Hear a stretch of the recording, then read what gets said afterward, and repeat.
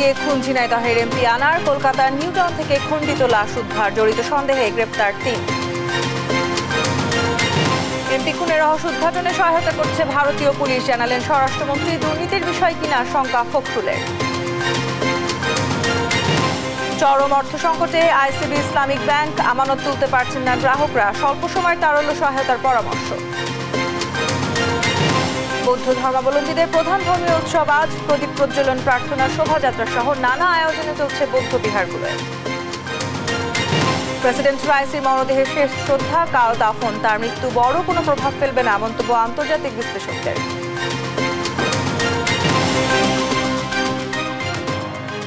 দেখছিলেন শিরোনাম সংবাদ দুপুরে, সঙ্গে আছি আমি তাসনুভা তন্নি। চিকিৎসার জন্য ভারতে গিয়ে লাশ হলেন ঝিনাইদহ ৪ আসনের সংসদ সদস্য আনোয়ারুল আজিম আনার। নিখোঁজের ৯ দিন পর কলকাতার নিউ টাউন থেকে তার মরদেহ উদ্ধার করে পুলিশ। এই ঘটনায় ৩ জনকে আটকও করেছে তারা। স্বরাষ্ট্রমন্ত্রী আসাদুজ্জামান খান কামাল জানিয়েছেন, তাকে হত্যা করা হয়েছে, প্রাথমিকভাবে তা প্রমাণিত। হত্যাকারীরা সবাই বাংলাদেশি বলেও জানান তিনি। বিস্তারিত মাহমুদ হাসানের প্রতিবেদনে। আশঙ্কাই সত্যি হলো, ভারতের পশ্চিমবঙ্গ গিয়ে লাশ হলেন ঝিনাইদহ ৪ আসনের সংসদ সদস্য আনোয়ারুল আজিম আনার। নিখোঁজের ৯ দিন পর বুধবার সকালে কলকাতার নিউ টাউনের এক ফ্ল্যাট থেকে আনোয়ারুল আজিম আনারের মরদেহ উদ্ধার করে কলকাতা পুলিশ। এ সময় আটক করা হয় ২ জনকে। তবে এ ঘটনায় কারা জড়িত সে বিষয়ে তাৎক্ষণিকভাবে কিছু জানায়নি দেশটির পুলিশ। স্থানীয়রা বলছেন, বাড়িটি ঘিরে গেল কয়েকদিন পুলিশের আনাগোনা দেখতে পান। দেখি পুলিশ গাড়ি আসছে, দেখছি সকালবেলা, আপনারাও দেখেছেন পুলিশ গাড়ি সকালবেলা ঢুকলো ভেতরে। এখন কি আছে না আছে সেটা ওনারাই জানে। শুনছিলাম তো এখানে কিছু আছে, মনে হয় কিছু মারা খারাপ গেছে। চিকিৎসার জন্য গেল ১১ মে দর্শনা গেদে বর্ডার দিয়ে ভারতে যান ঝিনাইদহ ৪ আসনের এমপি আনার। বরাহনগর থানার মণ্ডলপাড়া লেনের স্বর্ণ ব্যবসায়ী গোপাল বিশ্বাসের বাড়িতে ওঠেন তিনি। পরদিন সেখান থেকে বের হন এ সংসদ সদস্য।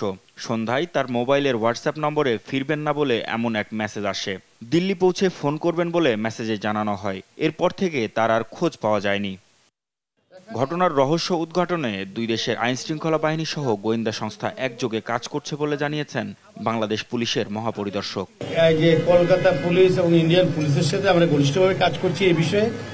যে খবরটা এসেছে, কলকাতা কর্তৃপক্ষ এখন আমাদেরকে সরকারিভাবে সেটা নিশ্চিত করেনি। আমরা যেটা এমবিসির মাধ্যমে আমাদেরকে সরকারিভাবে এখনো নিশ্চিত করেনি। এখনো আমরা যেটা শুনেছি তারা সার্চ করছে। তো যখন তারা পাবেন আমরা তখন নিশ্চিত খবর দিতে পারব। আমরা আমাদের সাথে তাদের সার্বক্ষণিক যোগাযোগ আছে এবং আমরা তাদেরকে প্রয়োজনীয় সহযোগিতা প্রদান করছি। এমন প্রেক্ষাপটে আইনশৃঙ্খলা বাহিনীর ঊর্ধ্বতন কর্মকর্তাদের নিয়ে নিজ বাসভবনে বৈঠক করেন স্বরাষ্ট্রমন্ত্রী আসাদুজ্জামান খান কামাল। পরে তিনি এমপি আনারের খুনের বিষয়ে বিস্তারিত তুলে ধরেন। আমাদের পুলিশ এটা নিয়ে তদন্ত করছেন। আমরা শীঘ্রই খুনের মোটিভটা কি ছিল আমরা আপনাদেরকে জানাতে পারবো। এবং ভারতীয় পুলিশ আমাদেরকে সর্ব ধরনের সহযোগিতা করছে। আমাদের কাছে যা ইনফরমেশন, আমরা আরো ইনফরমেশন যখন পাবো তখন আপনাদেরকে আরো তথ্য আমরা জানাতে পারবো। তা আমরা এইটুকু এখন জানাতে পারছি, মানে আপনাকে জানাতে যাচ্ছি, সেটা হলো তিনি খুন হয়েছেন। কলকাতার এক বাসায় তাকে পরিকল্পিতভাবে খুন করা হয়েছে এবং এই খুনের মোটিভ, কারা কারা খুন করেছিলেন, এই সব তথ্যই আমরা, আমাদের ভারতীয় পুলিশ কাজ করছে, আমাদের পুলিশও কাজ করছে। যে যেখানে মানে মানে ইন্টারন্যাশনাল ওয়েতে যতখানি প্রয়োজন সবগুলি আমরা ব্যবস্থা নিচ্ছি। আপনাদেরকে ধন্যবাদ।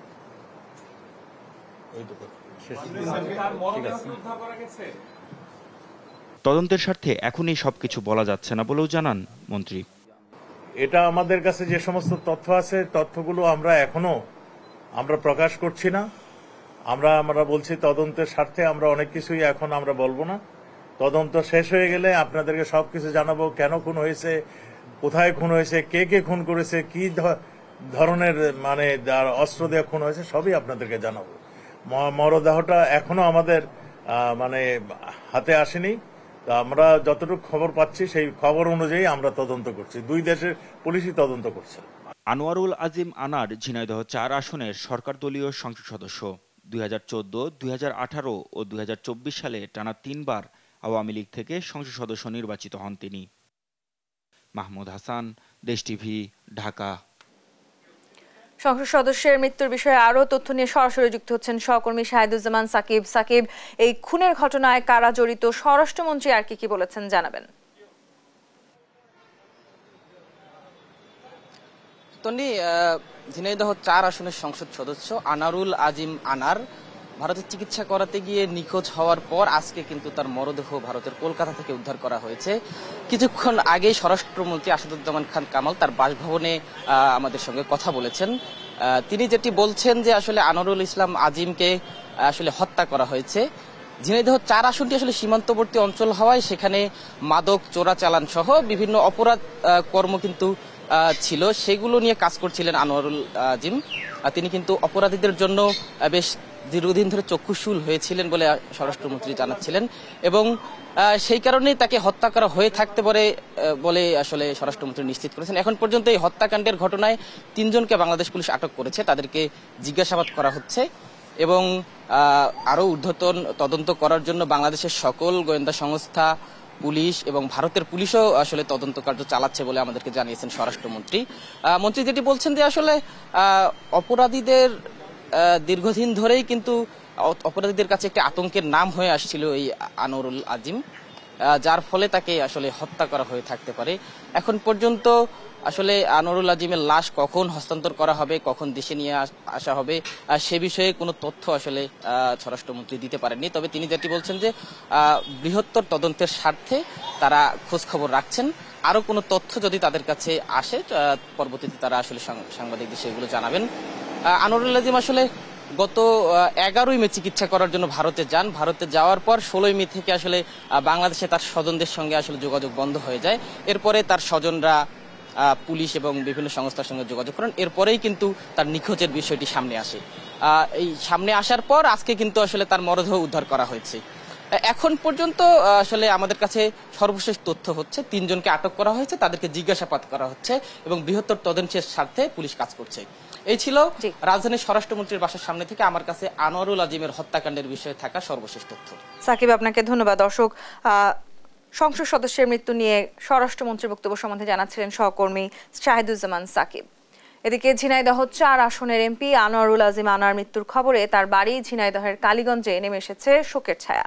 কান্নায় ভেঙে পড়েন স্বজন ও প্রতিবেশীরা। ক্ষোভ প্রকাশ করেন স্থানীয় আওয়ামী লীগ নেতাকর্মী সহ এলাকাবাসী। দ্রুত এই হত্যাকাণ্ডে জড়িতদের বিচার দাবি করেন তারা। সহকর্মী মেহেদী হাসান সবুজের তথ্য ছবিতে ডেস্ক রিপোর্ট। আনোয়ারুল আজিম আনার মৃত্যুর খবর গণমাধ্যমে ছড়িয়ে পড়লে তার ঝিনাইদহের কালীগঞ্জের বাড়ির সামনে নেতাকর্মী ও প্রতিবেশীর ভিড় রূপ নেয় জনসমুদ্রে।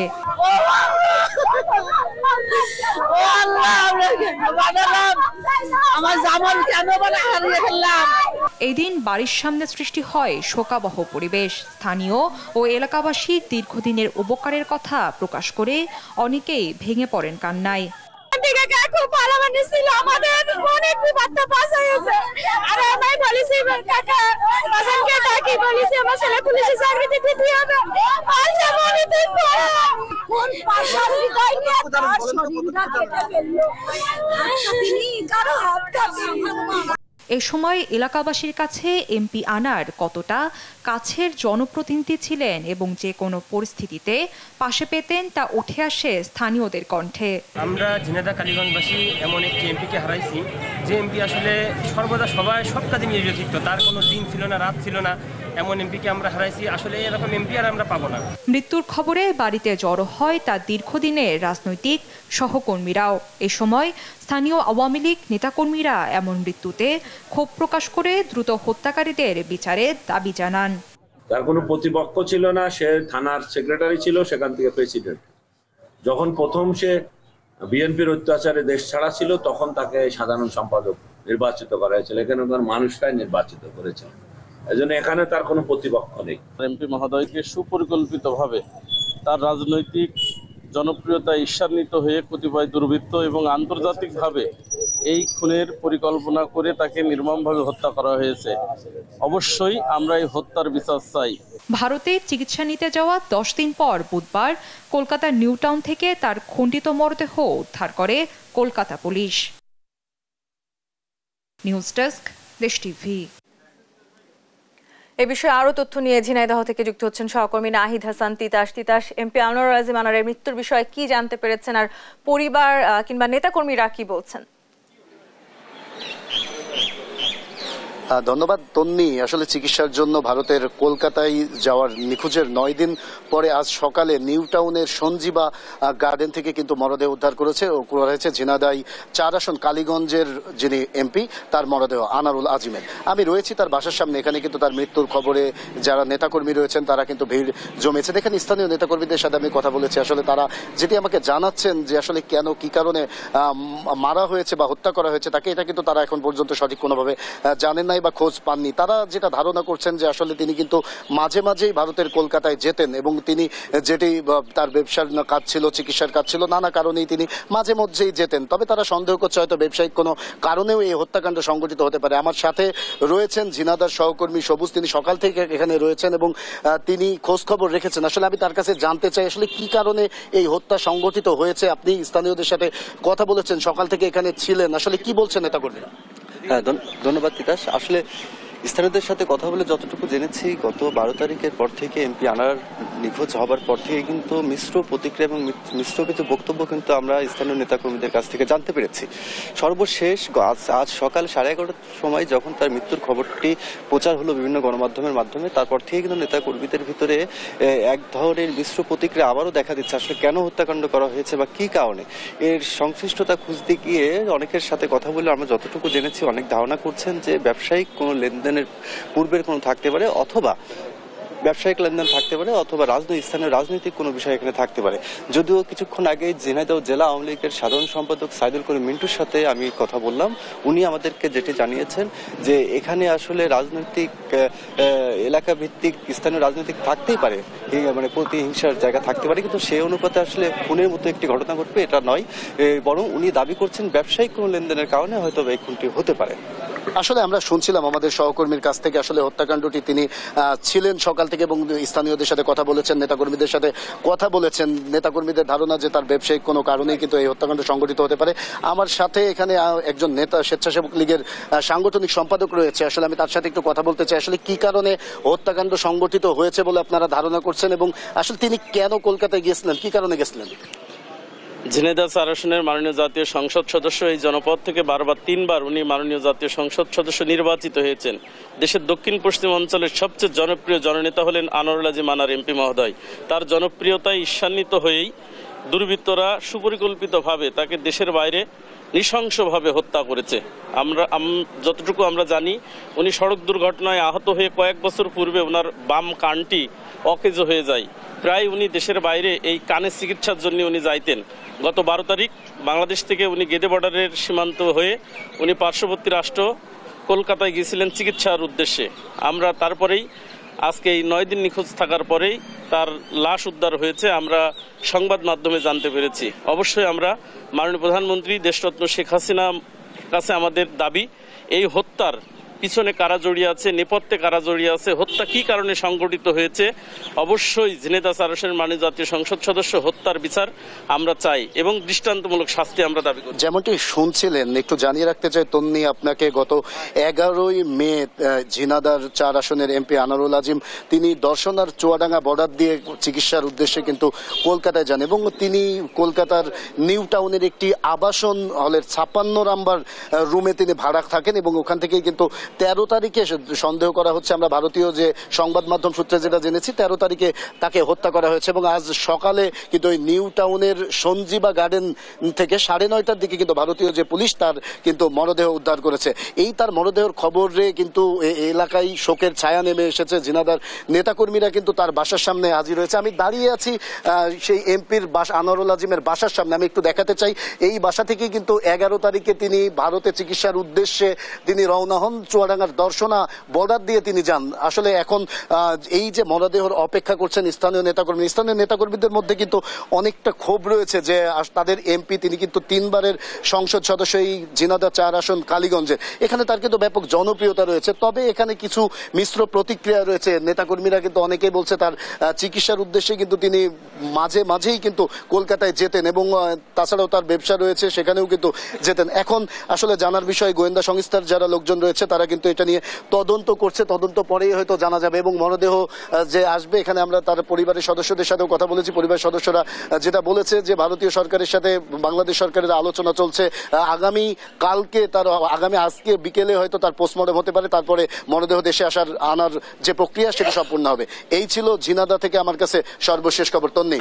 তিতাস, আপনাকে ধন্যবাদ। দর্শক, ঝিনাইদহ থেকে নাহিদ হাসান তিতাস যুক্ত হয়েছিলেন আমাদের সাথে। ভারতে বাংলাদেশের সংসদ সদস্যের খণ্ডিত লাশ উদ্ধারের পেছনে দুর্নীতির বিষয়ে জড়িত কিনা তা নিয়ে শঙ্কা জানিয়েছেন বিএনপি মহাসচিব মির্জা ফখরুল ইসলাম আলমগীর। দাবি করেন, জাতির জন্য আওয়ামী লীগ সমস্যা, এদের সরিয়ে দেওয়ার বিকল্প নেই। সাবেক সেনাপ্রধানের উপর যুক্তরাষ্ট্রের নিষেধাজ্ঞা জাতির জন্য লজ্জার বলেও মন্তব্য করেন তিনি। বিস্তারিত সাইফুল রিপনের প্রতিবেদনে। বিএনপির প্রতিষ্ঠাতা জিয়াউর রহমানের ৪৩তম শাহাদত বার্ষিকী সামনে রেখে নয়াপল্টনে দলের কেন্দ্রীয় কার্যালয়ে মূল দল ও সহযোগী অঙ্গ সংগঠনের নেতাদের নিয়ে যৌথ সভা করে বিএনপি। বৈঠক শেষে ১৫ দিনের কর্মসূচি ঘোষণা করেন বিএনপি মহাসচিব মির্জা ফখরুল ইসলাম আলমগীর। ২৮ তারিখ থেকে ২৮শে মে থেকে ১১ জুন পর্যন্ত। এ সময় বিএনপি মহাসচিব অভিযোগ করেন, পরিকল্পিতভাবে বর্তমান সরকার ব্যর্থ রাষ্ট্রে পরিণত করতে চায় দেশকে। বলেন, উপজেলা নির্বাচন নিয়ে জনগণের আগ্রহ না থাকলেও নির্বাচন আলোচনায় রেখেছে গণমাধ্যম, ইলেকট্রনিক মিডিয়াতে, আপনার প্রিন্টিং মিডিয়াতেও। এছাড়া কিন্তু জনগণের বাংলাদেশের কোথাও আপনার এটা নিয়ে কোনো কথাবার্তাও নেই, কোনো আলোচনা নেই। কারণ ইলেকশন ব্যবস্থাটার উপরেই তো মানুষের আস্থা চলে গেছে। আজকে তাদের তথাকথিত উন্নয়নের নামে গোটা মানুষদের উপরে যে ঋণের বোঝা চাপানো হচ্ছে, জিনিসপত্রের দাম যে বাড়ছে তাদের ব্যর্থতার কারণে, মানুষ যাবে কোথায়? যুক্তরাষ্ট্রের নিষেধাজ্ঞার বিষয়ে বলেন, ক্ষমতা টিকিয়ে রাখতে বাহিনীগুলোর ব্যবহার লজ্জাজনক। তারা সেনাবাহিনীকে অন্যায়ভাবে ব্যবহার করার চেষ্টা করার কারণেই আজকে এই ঘটনাটা ঘটেছে। এখনও তারা যেটা বলছে সেটা হচ্ছে এটা নাকি আপনার রাজনৈতিক কথাবার্তা। এইভাবে তো আপনার একটা দেশকে, তার জাতিকে, তার মর্যাদা থেকে সম্পূর্ণ ধ্বংস করে দেওয়া, তার অনারকে কেড়ে নেওয়া, এটার অধিকার কারণেই একটা চরম একটা দুর্ভাগ্য, আনফর্চুনেট শুধু নয়, এটা লজ্জার কথা, ইটস আ শেম। কিন্তু এখান থেকে তো আমাদের বেরিয়ে আসতে হবে। সাংবাদিকদের প্রশ্নের জবাবে ভারতে গিয়ে একজন সংসদ সদস্যের নিখোঁজ হওয়া ও পরে লাশ উদ্ধার, এ নিয়েও কথা বলেন মির্জা ফখরুল। তাদের তথাকথিত সংসদ সদস্য বিদেশে গিয়ে নিখোঁজ হয়ে গেলেন, তার কোনো খবর তারা দিতে পারলেন না পারলেন বাংলাদেশ সরকার, না পারলেন বন্ধু রাষ্ট্র তাদের ভারত। তো আমরা কি মনে করব যে এটার একমাত্র লক্ষ্য হচ্ছে দুর্নীতি করা, টাকার পাহাড় তৈরি করা, বিদেশে পাঠানো? ওইটারই কোনো ঘটনা কিনা এটা আমরা জানি না। আর কি জাতির সামনে বিএনপি নয়, ক্ষমতাসীন আওয়ামী লীগই সমস্যা বলেও মন্তব্য করেন বিএনপি মহাসচিব। জাতির সামনে সমস্যা হচ্ছে এই সরকার। সাইফুল রিপন, দেশ টিভি, ঢাকা। বিএনপি ক্ষমতায় এসে মাছে ভাতে বাঙালিকে ডাল ভাত বাঙালি বানিয়েছিল বলে মন্তব্য করেছেন আওয়ামী লীগের সভাপতি মণ্ডলীর সদস্য শাহজাহান খান। দুপুরে রাজধানীর তেজগাঁও মৎস্যজীবী লীগের প্রতিষ্ঠা বার্ষিকীর আলোচনায় একথা বলেন তিনি। বাঙালি ছিল মাছে ভাতে বাঙালি, বিএনপির সময় সেই মাছে ভাতে বাঙালিকে ডাল ভাতের বাঙালি বানিয়ে দিয়েছিল, মনে আছে? খালেদা জিয়া বলতেন ডাল ভাত খাওয়া। তারা এই মাছ উৎপাদনের ক্ষেত্রে গুরুত্ব দিত না। শেখ হাসিনা ক্ষমতা আসার পরে আজকে সেই বাঙালি জাতিকে তিনি মাছে ভাতে বাঙালি এই ঐতিহ্যকে সুপ্রতিষ্ঠিত করেছেন। সংবাদ দুপুরে আরো থাকছে। কোরবানির আগেই চড়া মশলার বাজার, এলাচ ঠেকেছে ৪,৫০০ টাকায়, বাড়তি দামে কিনছেন ক্রেতা। তারল্য সংকটে গ্রাহকের টাকা দিতে পারছে না আইসিবি ইসলামিক ব্যাংক। বেসরকারি এই ব্যাংকের সব শাখাই একই অবস্থা। কারণ হিসেবে চরম তারল্য সংকটের কথা জানান ব্যাংকের ব্যবস্থাপনা পরিচালক। দ্রুত সংকট কাটবে এমন আশ্বাস দিলেও ভরসা পাচ্ছেন না আমানতকারীরা। স্বাভাবিক কার্যক্রম চালাতে সাময়িক তারল্য সহায়তার পরামর্শ দিয়েছেন অর্থনীতিবিদরা। আমেনা প্রণামের রিপোর্ট। ৫০০ টাকা ওঠাতে পারতেছে না, টোটাল টাকা নাই বলতেছে, মানে কাউকে দিচ্ছে না। মোট কথা ব্যাংকে টাকা নাই বলতেছে। প্রায় ১ মাস ১.৫ মাস যাবতীয় সমস্যা। গ্রাহকের সামান্য ৫০০ টাকাও দিতে পারছে না বেসরকারি খাতের আইসিবি ইসলামিক ব্যাংক। এটিএম বুথে এসেও গ্রাহকরা দেখছেন কোনো টাকা নেই। পরপর ৩ বার ট্রাই করলাম, কিন্তু এটিএম থেকে টাকা উঠাইতে পারলাম না। সরেজমিনে মতিঝিল প্রিন্সিপাল ও কারওয়ান বাজার শাখা ঘুরে দেখা যায় পুরো অফিস কক্ষ গ্রাহক শূন্য। যারা আমানত তুলতে এসেছেন ফিরছেন খালি হাতে, ঘুরছেন দিনের পর দিন।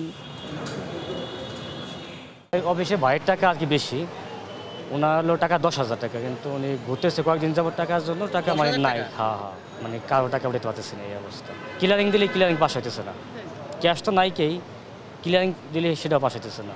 দেশ টিভির টিম সকাল থেকে দুপুর পর্যন্ত ব্যাংকের 2 শাখায় অবস্থান করলেও দেখা মেলেনি শাখার ম্যানেজার সহ ঊর্ধ্বতন কোনো কর্মকর্তার। ঘটনার বিস্তারিত জানতে ক্যামেরা নিয়ে ভেতরে প্রবেশ করতে গেলে বাধা দেন নিরাপত্তারক্ষী। জানান উপর থেকে নিষেধাজ্ঞা আছে সাংবাদিকদের প্রবেশ পথে। আমি এখানে নিরাপত্তার দায়িত্বে আছি, এটা ঠিক আছে, কোথাও কার সাথে কথা বলবেন না।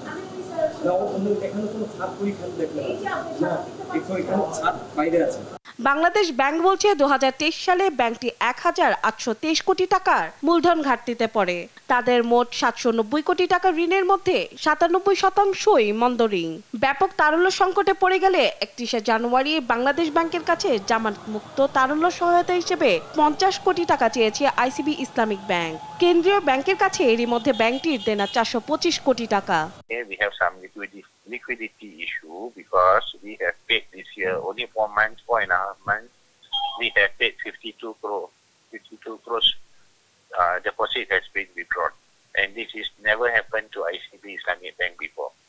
We expect to bring back our liquidity to a good level.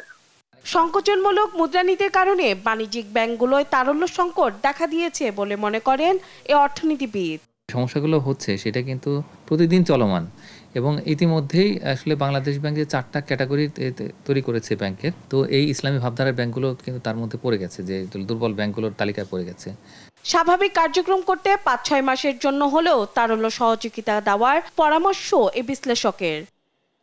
Amena প্রণামী, দেশ টিভি, ঢাকা।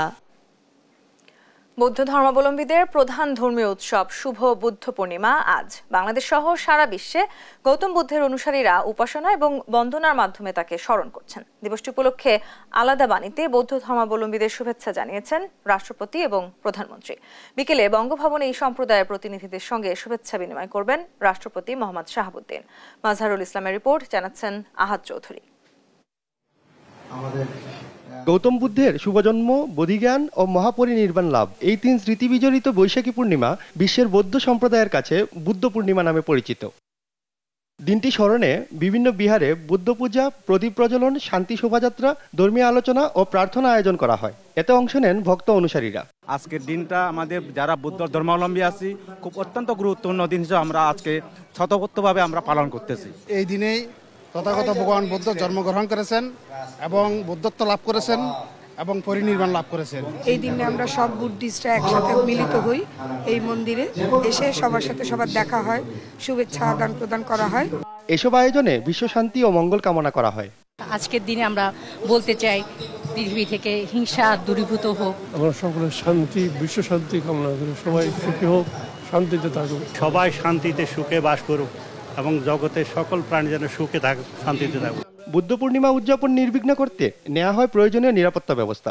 প্রতি বছরই আমরা তাদের এই অনুষ্ঠান পালনে সর্বাত্মক সহযোগিতা প্রদান করে আসছি। বাংলাদেশ পুলিশের আইন শৃঙ্খলা রক্ষায় আমরা যে কোনো চ্যালেঞ্জ মোকাবেলার মতো আমাদের সেই সক্ষমতা এবং প্রস্তুতি রয়েছে, এবং এটা নিয়ে আমরা সকল ইভেন্ট এবং সকল অনুষ্ঠান আয়োজনে এবং নিরাপত্তা সফলভাবে আমরা দিয়ে আসছি। বৌদ্ধ ধর্ম মতে প্রায় 2500 বছর আগে এই দিনে মহামতি গৌতম বুদ্ধের আবির্ভাব ঘটে। তার মূল জীবন দর্শন হচ্ছে অহিংসা, সাম্য, মৈত্রী ও প্রীতির বন্ধনে আবদ্ধ হয়ে সহাবস্থান করা। আহাদ চৌধুরী, দেশ টিভি, ঢাকা।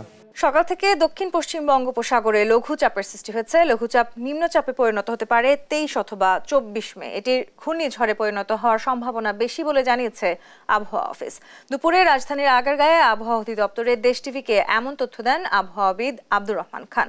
বলেন, সমুদ্র বন্দরে এখনও সতর্কতা জারি করা হয়নি, তবে কালবৈশাখীর কারণে নদী বন্দরগুলোয় 1 নম্বর সতর্ক সংকেত জারি আছে। আজ ঢাকা বিভাগ সহ ময়মনসিংহ, রাজশাহী ও রংপুর জেলার অনেক জায়গায় থেকে থেকে বৃষ্টির সম্ভাবনা রয়েছে। বাংলাদেশের দক্ষিণে যে বঙ্গোপসাগর আছে, সেই বঙ্গোপসাগরে একটি লঘুচাপ সৃষ্টি হয়েছে আজ সকালে। এর ফলে আমরা বাংলাদেশের যে উপকূল অঞ্চলগুলো সহ দক্ষিণ পশ্চিম যে বঙ্গোপসাগর আছে সেখানে যে লঘুচাপ সৃষ্টি তার জন্য আমরা একটু সতর্কতা বার্তা জারি করেছি। এই সতর্কতা বার্তায় আমরা বলেছি যে লঘুচাপটি আরও ঘনীভূত হতে পারে এবং তা উত্তর পূর্ব দিকে কিছুটা সরে আসতে পারে এবং আগামী 24 থেকে 48 ঘন্টার ভিতরে সেই মধ্যে সেই লঘুচাপটি আরও ঘনীভূত হয়ে শক্তিশালী হয়ে সে নিম্নচাপের রূপ নেওয়ার সম্ভাবনা আছে। দ্বিতীয় ধাপের উপজেলা নির্বাচনেও একচেটিয়া জয় পেয়েছেন আওয়ামী লীগের প্রার্থীরা। 156 উপজেলার মধ্যে 136টিতে জিতেছেন দলটির নেতারা। বাকিগুলোতে জয় পায় স্বতন্ত্র সহ অন্যান্য দল থেকে। জয় পেয়ে অনেক প্রার্থী সমর্থক তাৎক্ষণিকভাবে করেন বিজয় উল্লাস। সেই সঙ্গে প্রতিশ্রুতি দিয়েছেন উন্নয়ন নিশ্চিতে কাজ করার। সহকর্মীদের পাঠানো তথ্যচিত্রে টুম্পা আফরোজের রিপোর্ট। চলছে বিজয় উল্লাস, হচ্ছে বিজয় রথ। দ্বিতীয় ধাপের উপজেলা নির্বাচনে জয় পেয়ে এভাবেই উল্লাসে ফেটে পড়েন প্রার্থী ও কর্মী সমর্থকরা। চট্টগ্রামের হাটহাজারীতে চেয়ারম্যান পদে উত্তর জেলা আওয়ামী লীগের সাবেক যুগ্ম সম্পাদক ইউনুস গনি চৌধুরী বেসরকারিভাবে বিজয়ী হন। আর ফটিকছড়িতে চেয়ারম্যান পদে জয় পান উপজেলা আওয়ামী লীগের সাধারণ সম্পাদক নাজিম উদ্দিন মুহুরী। তাৎক্ষণিকভাবে রাতেই বিজয় মিছিল করে জয় উদযাপন করেন প্রার্থী ও কর্মী সমর্থকরা। এ সময় মিছিল স্লোগানে মুখর হয়ে ওঠে পুরো উপজেলা প্রাঙ্গণ। ফটিকছড়ির মানুষ আমাকে এত ভালোবাসা দিয়েছেন যেটি আমি কল্পনাও করতে পারি। সবসময় আপনাদের পাশে থেকে যে কোনো সুবিধা অসুবিধায় সর্বোচ্চ সাধ্য দিয়া থেকে আমি আপনাদের কাজ করে যাব। দ্বিতীয় ধাপের উপজেলা পরিষদ নির্বাচনে রংপুরের পীরগঞ্জ উপজেলায় চেয়ারম্যান পদে নূর মোহাম্মদ মণ্ডল 44,693 ভোট পেয়ে আনারস প্রতীকে জয় ছিনিয়ে নেন। সেই সঙ্গে মিঠাপুকুরে 48,863 ভোট পেয়ে নির্বাচিত হন কামরুজ্জামান কামরু। রাতেই তাৎক্ষণিকভাবে তাদের কর্মসমর্থকরা মাতেন বিজয় উল্লাসে। এ সময় বিজয়ী প্রার্থীরা এলাকার উন্নয়নে দেয়া প্রতিশ্রুতি রক্ষায় কাজ করার প্রত্যাশা করেন। এদিকে নানা আলোচনা পাশ কাটিয়ে উৎসাহ উদ্দীপনায় বান্দরবানের নাইক্ষ্যংছড়িতে 58% মানুষের ভোটে উপজেলা নির্বাচন শেষ হয়। উৎসব মুখর ভোটে দিন শেষে 26টি ভোট কেন্দ্রের ফলাফলে উপজেলা পরিষদ চেয়ারম্যান নির্বাচিত হন অধ্যাপক তোফায়েল আহমদ। রাতেই জয়ী প্রার্থীকে অভিনন্দন জানিয়ে উল্লাস করেন সমর্থকরা। টুম্পা আফরোজ, নিউজ ডেস্ক, দেশ টিভি। সংবাদ দুপুরে আরো থাকছে। যুক্তরাষ্ট্রের কাছে হেরে উইকেটকে দুষলেন শান্ত। ধীরগতির ব্যাটিংয়ে ব্যর্থতার কারণ বললেন জাভেদ ওমর।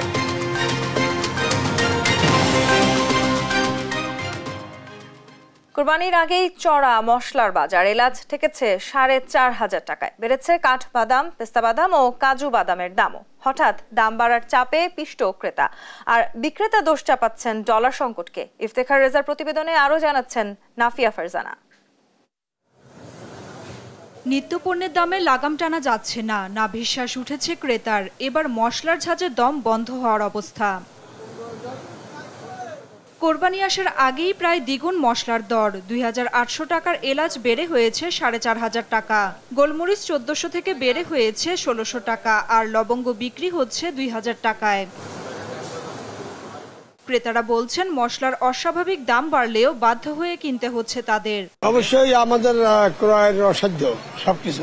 এগুলো আসলে এর আগে তো কোরবানি কম ছিল, এবার কোরবানি তো ডবল হয়েছে। সবচেয়ে লোয়ার জিনিস থেকে শুরু করে এই যে বাদাম বলেন, এগুলো এমন এক পর্যায়ে পড়ছে যেটা কেনা প্রায় অসম্ভব। বিক্রেতাদের দাবি অসাধু সিন্ডিকেট আর ডলারের উচ্চ মূল্যের কারণেই দর বেড়েছে। মশলা যেহেতু গোডাউনজাত মোকামজাত করা হচ্ছে, ওই অজুহাতে তারা মনে করেন যারা আমদানিকারক তারা মনে করেন যে ডলার সংকট, তারপর লাইসেন্সের একটা অজুহাত দিয়ে তারা সমস্ত মশলার দাম বাড়তি করে রাখছে। বাজেটের সুরতে এই দেশে দাম বাড়ে না, এই দেশে এমনি হু করে দাম বাড়ে যায়, খালি সুযোগ পাইলে হয়েছে। বেড়েছে কাজু বাদাম, পেস্তা বাদাম আর কাঠবাদামের দামও। কাঠবাদামের দাম বেড়ে এখন বিক্রি হচ্ছে 1,150 টাকায়। কাজু বাদাম বিক্রি হচ্ছে 1,200 টাকা, আর পেস্তা বাদাম ঠেকেছে 3,600 টাকায়। প্রতি বছর রমজানের পর ডাল জাতীয় পণ্যের দাম কমলেও এবার মসুর, খেসারি ও মুগ ডাল বিক্রি হচ্ছে বাড়তি দামে। নাফিয়া ফারজানা, দেশ টিভি, ঢাকা।